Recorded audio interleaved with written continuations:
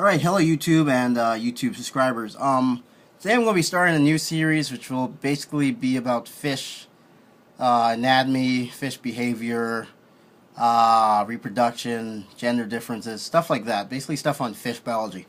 So the first thing I'm going to be talking about is fish growth, as there's a lot of misconceptions about it. Now, fish generally have what you call indeterminate growth. Now, what indeterminate growth means is that the animal will keep growing throughout its lifespan, but that does not necessarily mean it will constantly get bigger and bigger. So usually what happens is when you have indeterminate growth is, especially in fish, is that they grow really quickly during their youth, and then as they get older it slows down. And eventually when they get into old age, the growth slows down to the point where the wear and tear on the body basically equalizes the growth, and the fish appears to stay the same size, even though it's still growing. Now, another thing, some fish do have determinate growth. I'm not sure exactly which ones, but I'm certain some do. Humans like us, we have determinate growth. Once we reach about 24, 25 for guys, and about 18 or so for girls, we just stop growing. And there are some misconceptions about fish growth. One is that fish will grow to the size of the water you provide them. That is both true and untrue, and is more untrue than it is true. Now, many fish, for example,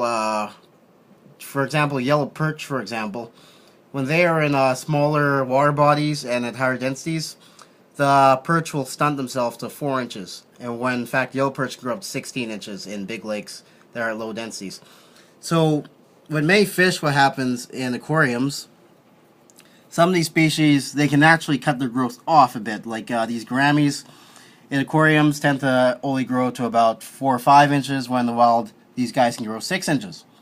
Same thing with the big snakeskin in the back. In the wild, the snakeskin gourami can often grow to a foot. Captivity usually grows about 6 to 8 inches.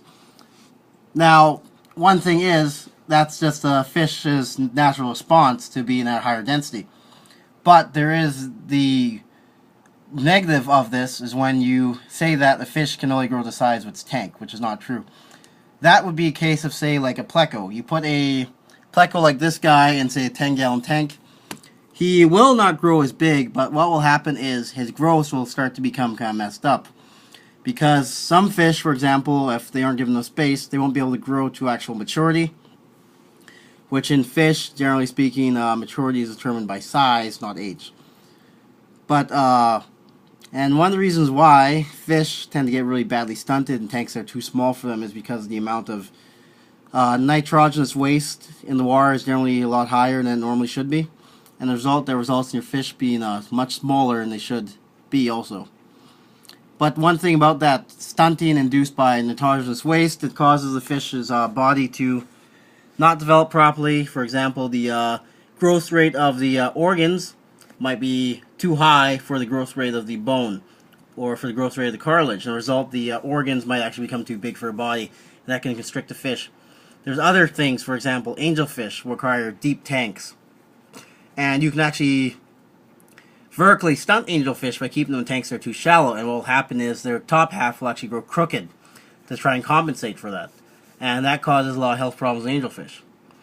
So, the thing is, you can have optimum growth with certain fish in aquariums. With others, it seems to be almost impossible unless you have a really, really large tank. So, but fish do generally have that healthy size range. So there is some flexibility for what size they can attain in an aquarium.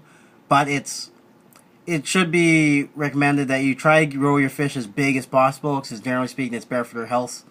And try to provide them with the optimum amount of water. Try to provide them with the biggest possible tank you can provide at the time. And tanks are a good size for them.